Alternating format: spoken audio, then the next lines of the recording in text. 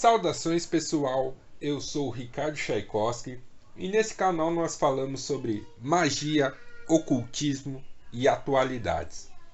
E todos aqueles que gostam desse tema e possuem animais de estimação já devem ter se deparado com algumas situações que nos levam a pensar: será que nossos bichinhos enxergam coisas que nós não vemos? Então nós vamos bater um papo sobre isso logo após a vinheta.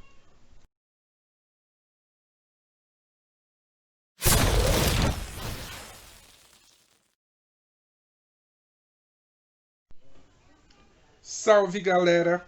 Aqueles que possuem animais às vezes se deparam com comportamentos estranhos.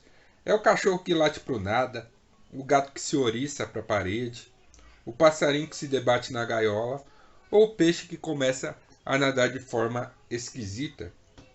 E as pessoas que estudam ocultismo, que praticam magia, que gostam da espiritualidade, ficam em dúvida. Como esses seres interagem com fenômenos ditos sobrenaturais? Nesse vídeo eu vou apontar alguns pontos interessantes sobre isso. Mas antes, dá um like, se inscreve no canal, ativa o sininho, que isso fortalece demais o nosso trabalho. E caso você queira se aprofundar nessa temática, assine um dos pacotes do nosso clube de canais. É só clicar no botão Seja Membro que você vai ter acesso a vídeos e lives exclusivas sobre magia e ocultismo. E ainda vai poder seguir um caminho iniciático no nosso templo, se essa for a sua vontade, tá bom? E a primeira coisa que eu gostaria de evidenciar é que se você possui algum animal, é provável que você goste dele. E antes de falar como os planos espirituais eles podem influenciar esses nossos companheiros, eu gostaria de lembrar que vocês são responsáveis pela saúde e o bem-estar dos mesmos. Então, sempre que seu bichinho ele demonstrar algum tipo de comportamento estranho, a primeira coisa a se fazer é levar ele no veterinário, pois esses profissionais eles podem avaliar a saúde do seu pet e passar um tratamento adequado caso ele esteja sofrendo de alguma enfermidade. Porque alguns dos sintomas de ataques espirituais, eles são os mesmos de algumas doenças. Então é preciso descartar de cara esses males de origem física e mundana. Uma vez que isso é descartado, aí sim nós podemos começar a pensar que talvez os nossos animaizinhos eles estejam passando por uma autêntica experiência de cunho espiritual. Isso é muito importante para evitar danos a esses seres que nós tanto amamos. Na biologia, é dito que todo organismo ele possui algum grau de resposta aos estímulos do meio aonde vive. Os organismos multicelulares, como o ser humano e os animais, eles são dotados de sistemas que permitem com que eles interajam com o ambiente, os chamados sistemas sensoriais. Embora esses sistemas variem de espécie para espécie, eles são responsáveis pela percepção de mundo. O ser humano, como a maioria dos mamíferos, eles possuem 5 sentidos. Existem espécies que possuem outros sentidos, mas esses aparelhos eles servem basicamente para captar dados e para perceber o mundo. O grau de aprimoramento dos sentidos ele também varia. Cães são conhecidos por ter olfato e audição mais potente que os dos seres humanos. Gatos têm aqueles bigodes que são uma extensão do sentido do tato, que é tão superior ao nosso que eles sentem alterações no ambiente que para nós passaria despercebidas. Então eles funcionam como um sexto sentido do gato. E isso mostra que espécies diferentes têm níveis de percepção diferentes. Isso também vale para os chamados corpos sutis, o corpo astral e o corpo espiritual. Porque dentro do hermetismo, didaticamente a gente coloca que os seres eles possuem 3 corpos. O corpo físico, o corpo astral e o corpo espiritual. E se nós pegarmos o axioma hermetista assim em cima como embaixo, então nós podemos concluir que as capacidades do corpo astral e do corpo espiritual também apresentam diferenças de espécies para espécie. Isso nos leva a concluir que é bem plausível que os animais captem alterações nos planos astral e no plano espiritual que nós geralmente não captamos. Falando em termos simples, os animais podem ver, ouvir e sentir coisas que normalmente nós não conseguimos, tanto no plano físico, como no plano astral, como no plano espiritual. Ou seja, eles podem sim ver espíritos.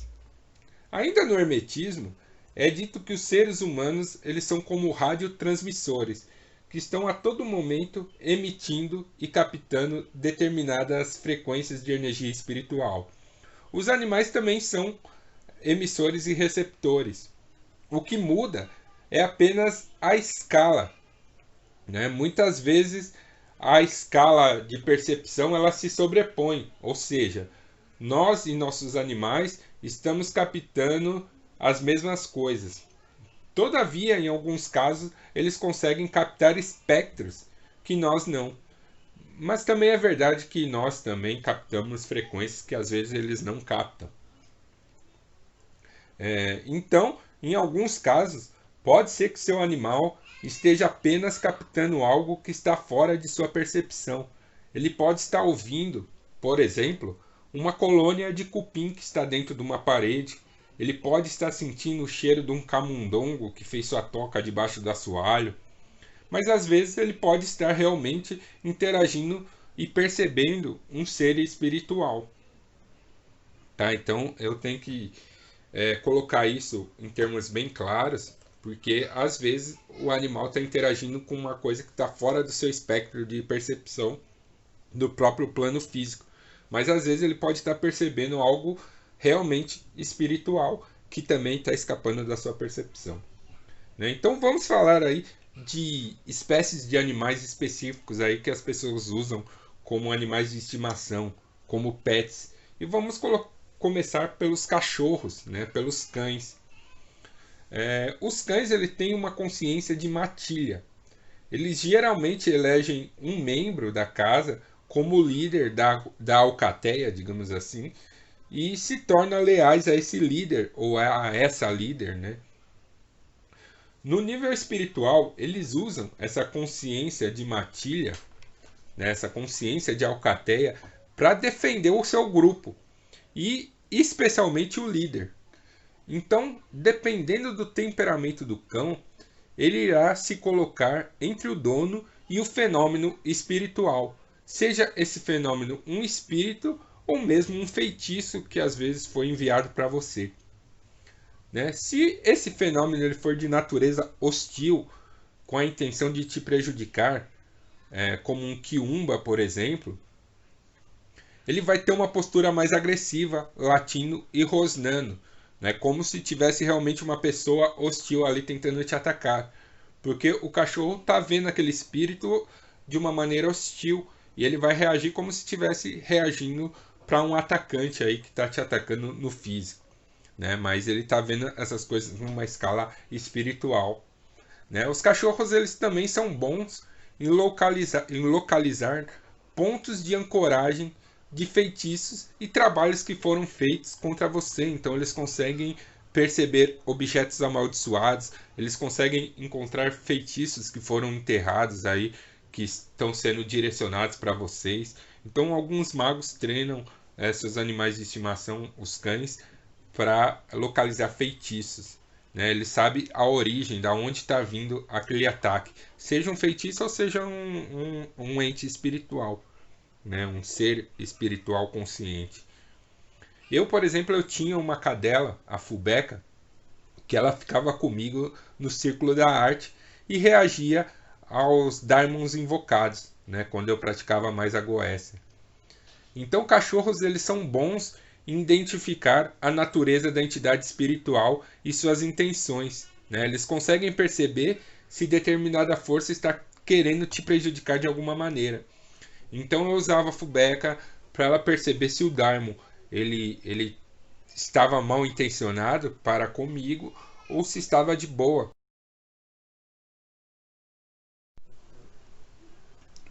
Outros pets bem comuns são os gatos. Os antigos diziam que os gatos eram seres que percebiam simultaneamente o plano físico e o plano espiritual. Eles têm a capacidade de absorver certas energias densas e transmutá-las. Então eles são verdadeiros filtros espirituais. Gatos, eles sempre tiveram associados à magia e ao ocultismo.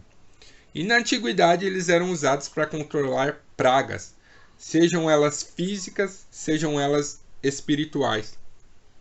De vez em quando a demanda é muito pesada, o gato ele pode fugir de casa, ele pode ficar doente, né? Mas ele sempre é um dos primeiros seres da casa a sentir qualquer desequilíbrio no plano espiritual e no plano astral.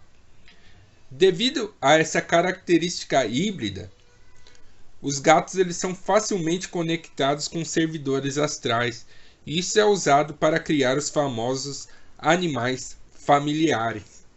Tá? Então os gatos eles têm uma longa vivência aí dentro da magia e do ocultismo, e até hoje os gatos são usados por bruxos, feiticeiros, para contactar planos espirituais mais densos. Tá? Outro gênero são os pássaros. Né? Eu não sou muito fã de pássaros em gaiolas, mas os antigos diziam que os pássaros eles eram os grandes mensageiros espirituais, e eles diziam que o canto dos pássaros agradava os bons espíritos e afugentava os maus espíritos. Então, uma das prováveis origens, se a gente pegar uma questão mitológica e pegar uma questão aí vinculada à magia e ao ocultismo, uma das prováveis origens desse costume de colocar pássaros em gaiolas foi que os antigos usavam isso para afugentar maus espíritos e para atrair bons espíritos, uma vez que o canto dos pássaros atraía bons espíritos e afugentava os maus. De qualquer forma, né, os pássaros ainda hoje são usados para isso. Tem um filme chamado Bird Box, né, Bird Box, que é da Netflix, onde os personagens utilizam os pássaros aí para identificar as entidades que estavam lá causando contra eles. Né? E esse é um costume antigo que realmente existia e ainda existe em algumas partes do mundo. Né? Então, tem um fundo de verdade. Aquele filme foi inspirado numa prática ocultista real, né? Onde os magos utilizam pássaros para afastar maus espíritos e atrair bons espíritos. Tá? E por último, a última classe aí de pets aí que são comuns aí nos dias de hoje são os peixes, né? Os peixes eles têm características muito interessantes, porque eles são conectados com o elemento água. O elemento água é tido como um grande imã, né? Ele atrai energias espirituais e aprisiona essas energias em seu interior, e é dito que os peixes eles também têm essa capacidade. Então os peixes são usados aí na magia e no ocultismo para harmonizar o ambiente, ou seja, para absorver energias aí excessivas que estão no ambiente.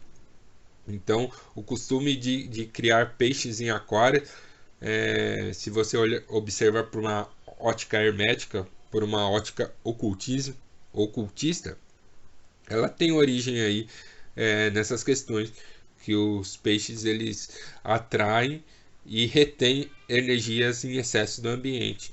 Então os peixes são usados para harmonizar ambientes, tá?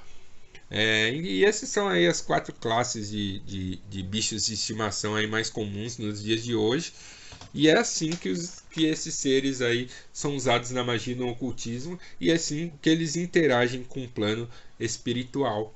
Né? Eu tenho algumas histórias interessantes sobre seres mágicos, sobre pets, animais de estimação, que eu utilizei aí como familiares mágicos, né? Tenho não só a Fubeca, mas eu tinha uma outra cachorra, a Luz, que tem uma história muito interessante que eu pretendo compartilhar com vocês a qualquer hora, né? Mas para isso eu peço aí que vocês curtam, que vocês compartilhem, para saber que vocês gostam desse tema. Quem sabe eu conto a história da Lúcia aí, que ela é bem interessante.